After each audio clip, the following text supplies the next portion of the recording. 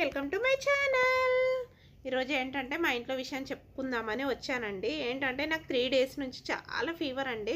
అదే తగ్గుద్దిలే అని అనుకున్నాను. ఫీవర్ అంటే మామూలు ఫీవర్ కాదండి, పన్ను నొప్పి అంటారు, పిప్పను అని అంటూ ఉంటారు కదా.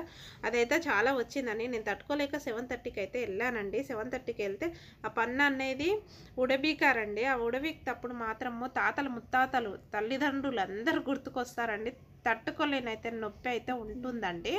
అది ప్రాబ్లము మనకు అనిపించినప్పుడు కంపల్సరీ మనం అయితే హాస్పిటల్కి వెళ్ళి అది ప్రాబ్లం సాల్వ్ చేసుకోండి.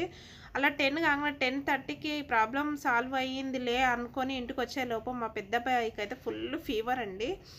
ఆయనను హాస్పిటల్కి తీసుకెళ్ళాము, మందులు వేసాము, పడుకున్నాడు. మార్నింగ్ లేసరికి మళ్ళీ మా చిన్న అబ్బాయికి అండి అలాగే ఫీవర్ అండి.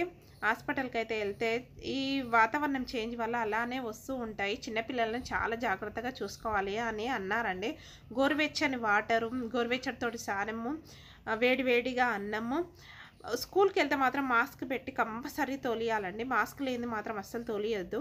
లేని ప్రాబ్లమ్స్ అయితే ఇప్పుడు వస్తున్నాయంట.